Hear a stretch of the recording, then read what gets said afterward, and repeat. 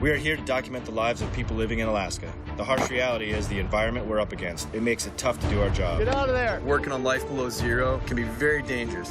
Guns here, cameras here. Never know what to expect. You see that? Gonna be tough, but we're gonna get the shot. Every scenario, we gotta prepare for this. But we're still smiling, we're having fun, still making life below zero. Yes! Bring it on.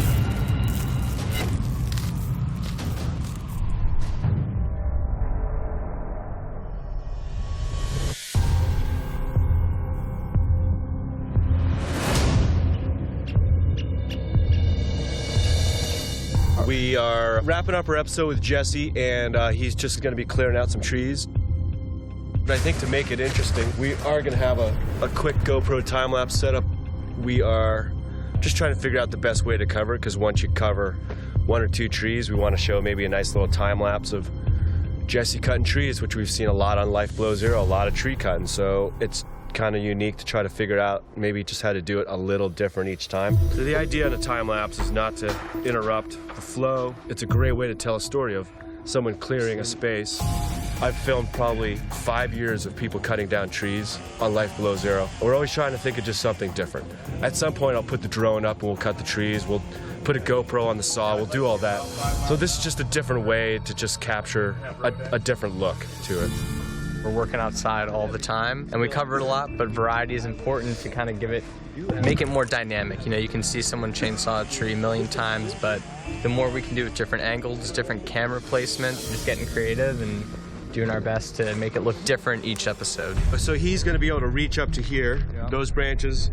He'll maybe, even if he cuts a little bit of this branch, but how's that look there? Yeah, there you go. Nice, that's good. Yeah, oh man, that's gonna look cool, sped up. So now we'll have like 2 different time lapses of 2 sections of forest, because we have a master shot, and this will just be a nice cutaway when it's sped up, watching it get cleared out, and be able to cut to this magnificent view. What I did is, we just got a high and wide, attached the GoPro onto a branch up here that we anticipate Jesse's gonna cut down a couple other branches to clean off. So we'll get like a little reveal with these branches.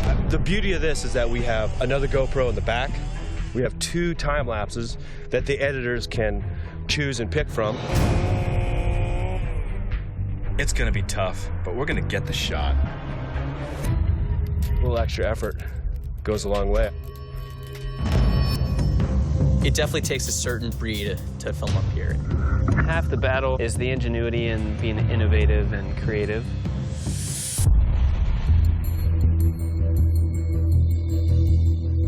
Filming with Jesse Holmes out here on his new piece of land. Just trying to do a simple little move with the drone. I was trying to fly it back in here and then do a nice move in through the trees, but this aldery stuff got in my way.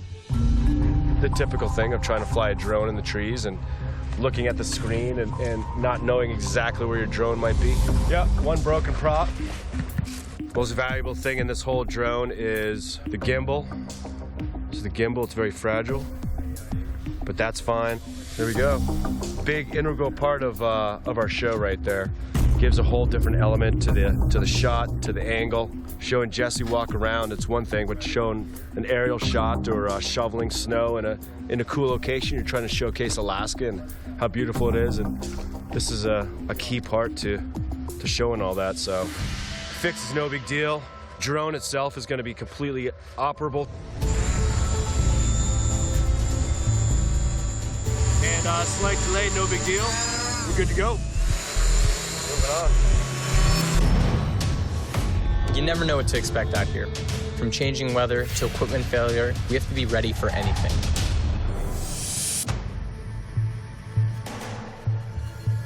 So we're gonna go out and find a game cam that I had set up a couple days ago when we were shooting a rabbit snaring story with Jesse. Footage is really important. It gives us a look into the life of the animal that we're out to catch, because usually when we're shooting we don't see these animals, we see it once we've caught it. So to see it in its natural environment, one of the most intimate ways you can interact with an animal and get the shot at the same time, gives us another layer into any hunting story, whether it's caribou, moose, bear, whatever. To get these shots gives us that other look into that animal's life.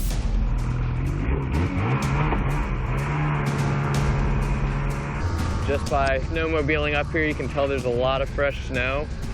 A lot of new snow from last night, about 3 inches. All right, so we've made it to one of the first spots. The new snow is definitely gonna make it a little more of a challenge to find this game cam. I'm a little worried that the lens is covered, so we'll just have to start searching and see.